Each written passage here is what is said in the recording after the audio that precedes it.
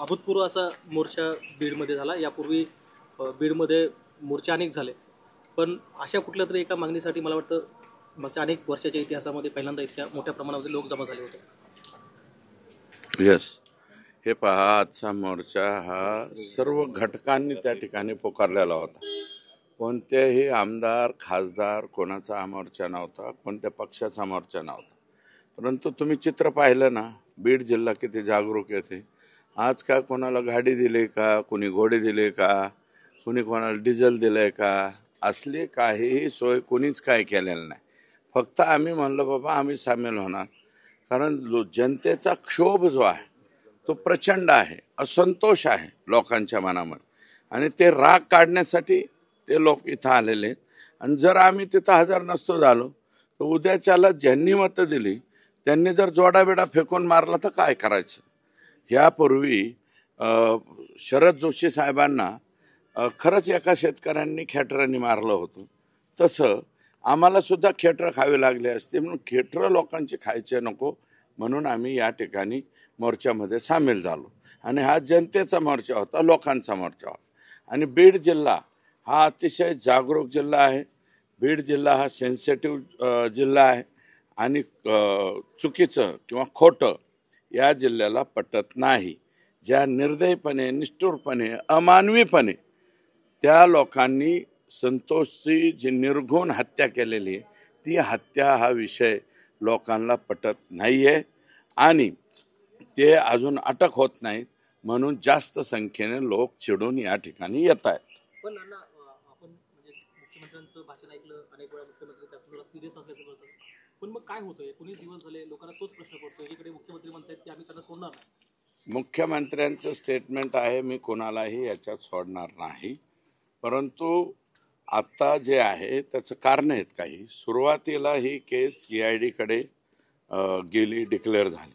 नंतर मी डिमांड केली होती की ही केस CID कडे ठेवू नका, जिल्ह्याच्या पोलीस दादाकडे द्या, SP, ॲडिशनल SP अशी।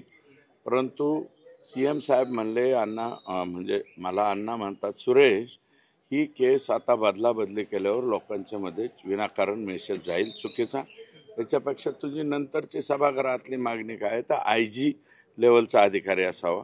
मग ते IG ला CID कडेच ठेवतोय, पण IG लेवलचा अधिकारी देतोय। IG लेवलच्या अधिकाऱ्याची नियुक्ती आता झालेली, आणि मला वाटतं काल 2 दिवसापासून पोलीस तळ ठोकून CIDचे लोक, IG सगळे लोक इथे आहेत, आणि बीड जिल्ह्याची संपूर्ण पोलीस ही त्याला त्या ठिकाणी जोडून दिलेले आहेत। नवीन जे SP आहे ते LCB, EOW सर्व शाखा बीडच्या त्या तपासाला लागलेला आहे। आणि मी म्हणतो ही बकरी की माँ कब तक दुआ मांगेगी असा प्रकार सध्या वाल्मिकांना आणि त्यांच्या सहकाऱ्यांच्या बाबतीत चाललाय। हे फार दूर नाहीत, आणि कितीही गेले तर पोलिसांकडे पाताळात गेले तरी बी धुंडाळून काढण्याची ताकद पोलिसांची असते।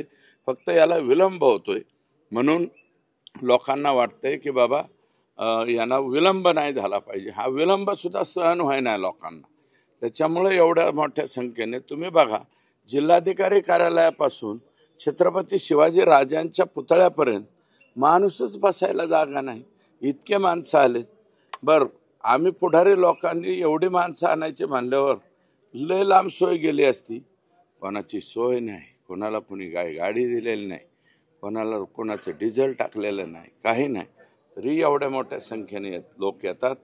CM साहेबांनीच याचा विचार करावा, आम्हाला उपमुख्यमंत्र्यांकडून अपेक्षा नाही। काल अजित पवार गटाचे जे जिल्हाध्यक्ष आहेत राजेश्वर चव्हाण यांना CIDने बोलावलं होतं, त्यांची चौकशी झाली, वाल्मिक कराडांच्या पत्नीची देखील चौकशी झाली। नाही, राजेश्वर चव्हाण हे त्या पक्षाचे जिल्हाध्यक्ष आहेत, त्यांच्याकडे काय माहिती आहे का म्हणून त्यांना बोलावलं असेल।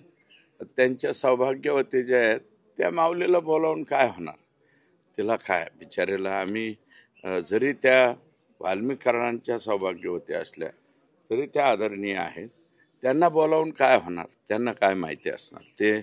मला वाटतं असं त्यांना बोलवू बी नाही, त्यांना काय माहितीही नसेल। त्यांना ज्यांना माहिती आहे त्यांनी मात्र 1 मिनिटात फोन केला तर 2 तासाच्या आत वाल्मिकांना हे पोलीस स्टेशन केजला हजर होतील. हे त्यांचं नाव काय आहे तेही तुम्हाला माहिती, आकाचे आका. अण्णा, या सगळ्या प्रक्रियेमध्ये दुसरा एक नवीन मुद्दा समोर आला, तो म्हणजे तो प्राजक्ता माळीचा. ते प्रेस घेणार आहेत तुमच्या विरोधात तक्रार करणार. बघा, त्यांना काय, एक मिनिट ऐका, प्राजक्ता ताईंच्या बद्दल मी काहीही चुकीचं बोललेलो नाही. ताई म्हणतो मी त्यांना, काही चुकीचं बोललो नाही. आणि लोकशाही आहे. बाबासाहेब आंबेडकरांनी जे संविधान आणि जे राज्य आम्हाला दिलंय, राज्यघटना दिलंय, त्याच्यामध्ये अभिव्यक्ती स्वातंत्र्य आहे. तसं एखाद्याचं चूक झालं म्हणून त्याच्यावरती गुन्हा दाखल करणं बी आहे. जर त्यांना काही माझा मुद्दा, आणि मला वाटतं मी काय हे झाकून लपून नाही बोललेलो, तुमच्या सगळ्यांच्या समोर बोललेलं. माझी प्रेस त्यांना म्हणा आणखी एकदा बघा आणि मग त्याच्यावर. फक्त हे काय कशासाठी मला माहिती आहे, कोणी त्यांना प्रेस घ्यायला लावलेली आहे, काय लावलेली आहे. फक्त संतोष देशमुख अण्णा यांच्या खुनावरचं लक्ष दुसरीकडे जावं. बातम्या जरा जास्त येतात, त्याच्यामुळे त्यांना फार लागत असतील, आतून वरून टोचत असतील, लागत नाही टोचत असतील, म्हणून हे प्रकार.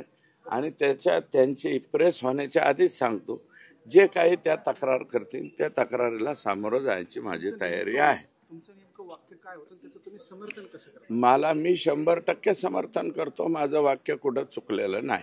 पण संतोष देशमुख यांच्या प्रकरणात एखाद्या अभिनेत्री असेल, महिला असतील, त्यांना या प्रकरणात नाव घेऊन ओढणं कितपत योग्य वाटतं तुम्हाला? हे पहा, मी काय त्यांना ओढलेलं बेडलेलं नाहीये. आमच्या जिल्ह्यामध्ये जे काही प्रकार होते किंवा झाले ते सांगितले. एवढ्या मोठ्या अभिनेत्री येतात, रश्मिका मंडाना येतात, तसं प्राजक्ता ताई येतात, आणखी कोणी मोठ्याल्या ज्या म्हणजे सेलिब्रिटीज आहेत ते अनेक इथं आलेले आहेत. अक्षय कुमार सुद्धा इथं आलेले.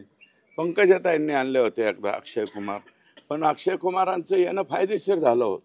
जेवढे विवाह त्यांनी ठेवले होते त्या प्रत्येक विवाहाच्या नवरदेव नवरीला 1 लाख रुपये अक्षय कुमारांनी दिले होते. तिथे पाहिलं. मग तुम्ही आणा ना असे. आणि आम्ही आजही ठाम आहे, उद्याही ठाम राहील आणि परवाही ठाम राहील की ज्या ठिकाणी त्या माझी तक्रार करतील तिथे मी 100% जाऊन हजर होईल आणि माझी बाजू पटवून देण्याचा प्रयत्न करीन.